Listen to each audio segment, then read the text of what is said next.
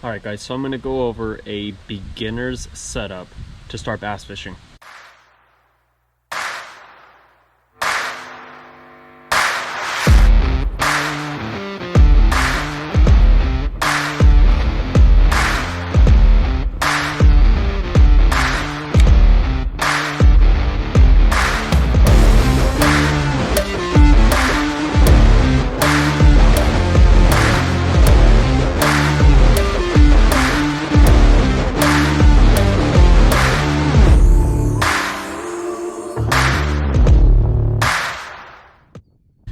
Let's go ahead and start with a rod and reel.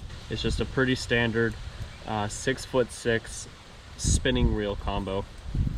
I'm pretty certain I bought this at Walmart for maybe 60 or 70 bucks. So it's pretty cheap. With that being said, I really recommend, if you're a beginner fisherman, to just buy a combo. I think that it is less complicated than having to choose your own rod and your own reel. If you decide you don't want to buy a combo and you have some experience, or you feel you would just do better buying the two separate, that's fine. Talk about the rod. The rod, I think you should go with a 7-foot medium heavy action rod. That's gonna be kind of a do-all rod. The reel, I think that you should, if you're gonna buy it separately, I mean, if you're gonna buy it in a combo, you can look for it as well. But if you're gonna buy it separately, I recommend going with a 6'4" all the way up to a 7'1" gear ratio for your reel. And the way that you know this is, there is some information on your reel. There's information here on this reel. You can probably just barely see it. Okay, and on your rod, it also has information here.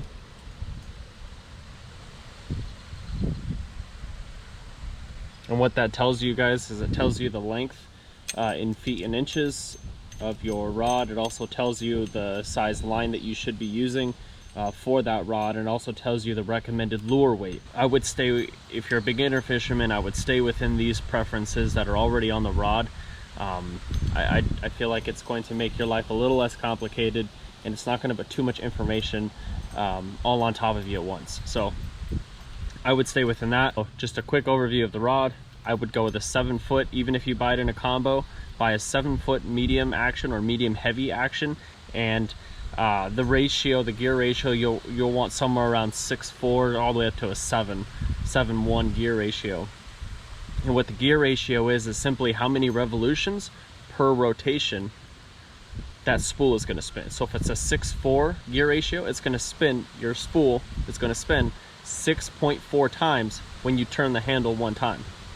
Okay, so the higher the gear ratio, the faster that reel is gonna move every rotation. I think the spinning reels, there's a lot of different reels out there. I think the spinning reels are some of the most basic. They're very easy to use. They're very simple. So that's why I recommend a spinning reel. Here's your drag. If you don't know what the drag is, it's basically like a brake system in a sense.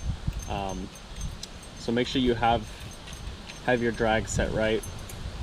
You don't want it too tight to where the fish pulls and it breaks your line, but you don't want to have it so loose you can't reel them in. So kind of fine tune it to your preference. Okay, let's talk a little bit about lures. I think my favorite lure, and I think my most successful lure, and I think a lot of fishermen can probably agree with this, is going to be a good old-fashioned Senko. All that is plastic worm on a hook. It literally cannot get any more simple than that. There's a couple different ways you can rig these. There's a couple different hooks you can use. You can choose to use weight or not weighted. It all just kind of varies. So let's talk about the weight right now. If it's windy, kind of like it is today, if it is windy, you'll want to put some weight on it. You have a bullet weight, like so, okay? And this is going to go on your line first, and it's going to point towards your rod. Okay, so I got my lure here, and this is my line, and it's going up to my rod. Before I tie my hook on, if I'm going to tie my worm, I would want to put the bullet weight, and I would point it up so it'll sit like this.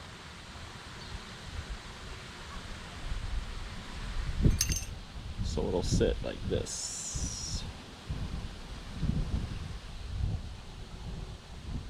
This is going to make it weedless. And your weight's going to kind of move around. So that's one way you can put weight on it if it's windy and you're trying to throw your worm when it's windy, because these worms don't weigh anything.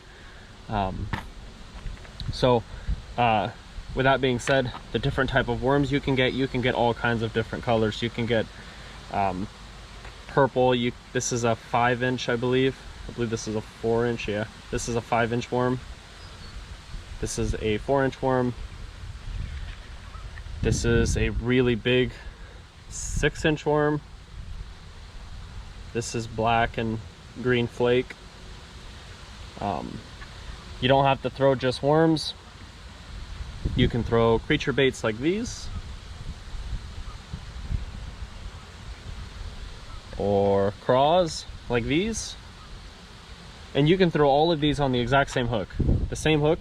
Now, granted, if you're gonna vary in the size or the length of the lure, you'll have to vary in the size and the length of your hook. For example, this is a 3/0 hook, I do believe. This 3/0 hook works pretty well for this little 4-inch worm here.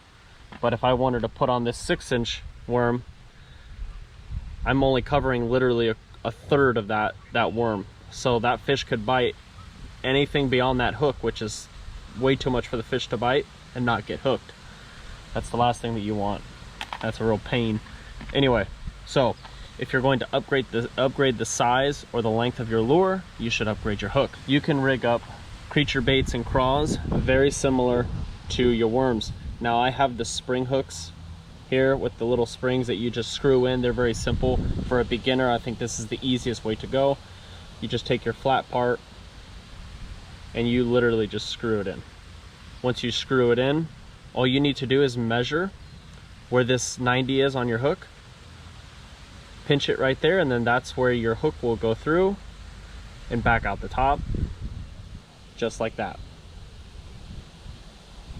And if you want to make it weedless, you literally just skin the top, skin that hook right there with the top of your worm, and now it's completely weedless. Now you can drag it through whatever you want. Here in the Midwest, because there's weeds absolutely everywhere, you're going to want a weedless rig. Something has to be weedless because there's weeds everywhere here. So that's a really good option. The Texas rig is what it's called. It's fantastic. You can run worms, any soft plastic you can run on a Texas rig. And they make all kinds of different colors.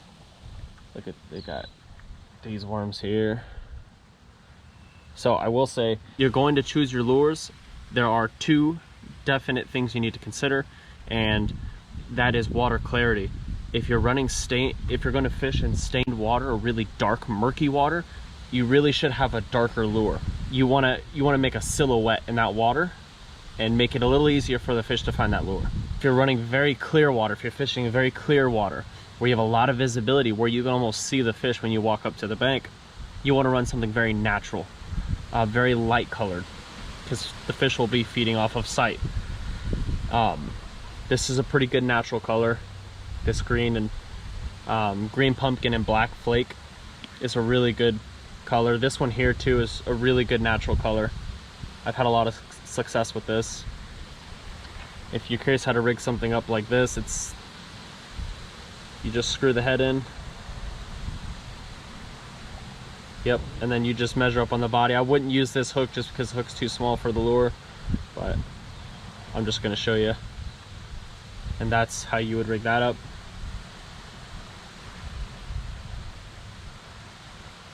Okay, and these are EWG or offset shank hooks. This is an EWG offset shank hooks that you see, and these are called screw locks, I think is what the springs are called, screw locks.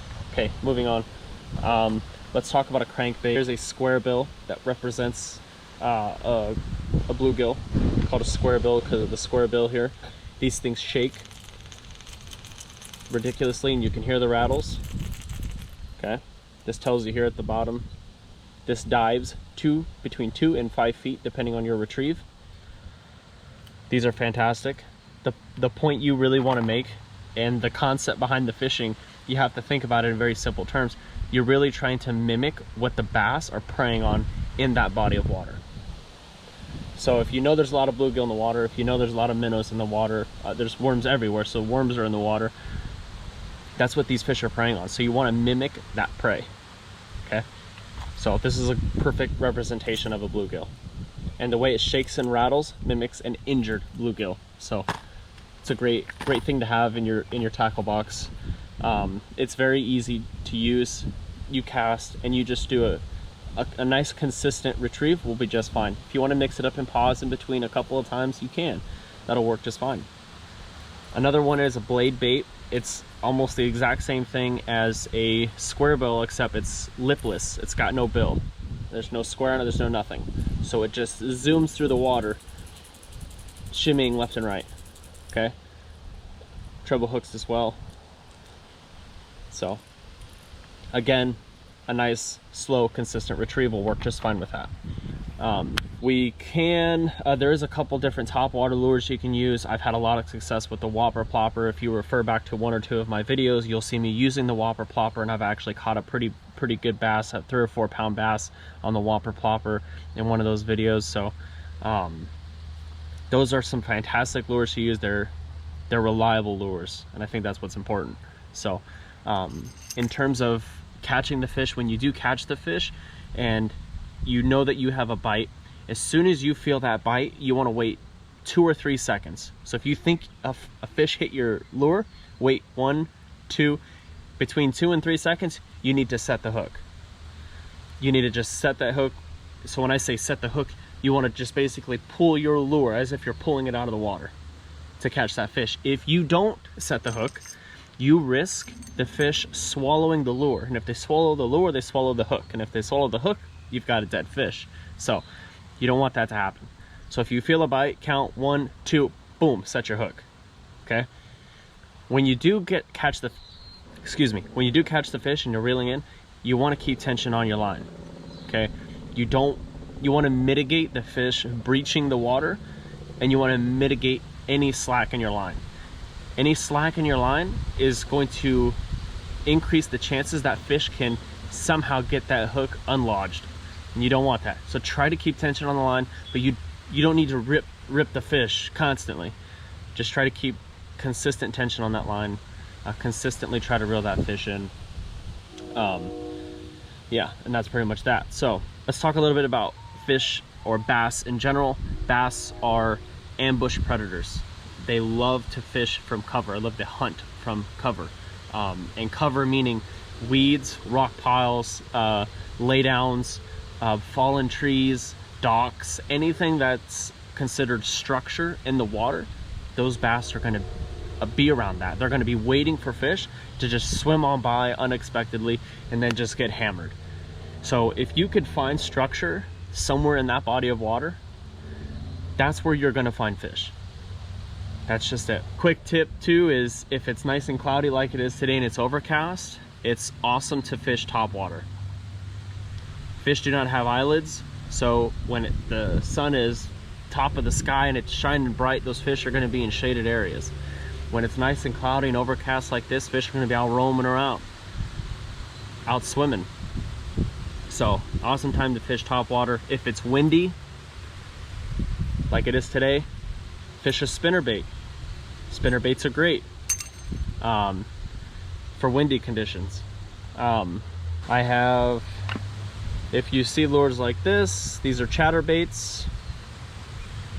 Got a gold with a skirt on it. These are chatterbaits. These work fantastic as well. And these square fronts right here, or whatever that is, pentagon, or yeah. Anyway, these things just rattle back and forth, make all kinds of vibrations. Those work really well too. And this would be considered a very dark colored lure, so I would use this in very stained water, very dark water that you can't see. This would be fantastic. I've actually used it before in dark colored water, and it caught me 2 3 pound fish back to back. So I was pretty happy about that. Yeah, so try to mimic the fish that the bass are feeding on. You're gonna have a lot of success. Get a 7-foot medium heavy, medium action rod. Your gear ratio between 6'4" and 7'1", 7'2". Those are excellent places to start. Let's try to get set up with a Texas rig. You know, you can fish whatever you want, but I've had a ton of success, and anyone that I give my rod to, who I take fishing with me for the first time, I give them a Texas rig and they catch fish with all kinds of different kinds of worms. They just do. They just catch fish. So it's a very simple rig, very easy to use. When you do throw your Texas rig out there and you throw your worm out there, let it sink. Don't start reeling. You let that sink, and when it's done sinking, you've waited about 10 seconds, then you can go ahead and kind of reel and twitch your rod a little bit and just work it along the bottom, nice and slowly. It seems kind of boring and monotonous, and sometimes it is. That's why I usually don't use a Texas rig unless the fishing gets difficult. I prefer to fish jerk baits and flukes and crankbaits and that sort of stuff. I'm a power fisherman, so I search out the fish. I target the fish. I go and look for the fish. I don't wait for the fish to come to me. So when you do get some more experience underneath your belt, you can start targeting fish the same way. You can start pacing along the banks and finding these fish. So start with a Texas rig. They're very simple, easy to use. So get you a spinnerbait, get you a Texas rig, okay, and buy a couple different colored worms. If you want to buy some creature baits, you can do that too. By creature bait, this is what I mean right here, little bug, or these are from Googan. Googan baits make really good soft plastics. Get a couple different worms, get a couple different sizes, couple different colors, get some light ones, get some dark ones. Buy a couple different size hooks, buy 3/0 and 4/0 and 5/0. Get you a square bill. This one goes 2 to 5 feet, looks just like a blue god. This is from Googan baits as well. And get you a lipless crankbait. These work really well. Lipless crankbait. So that's pretty much all I got, guys, to start fishing. Best of luck out there.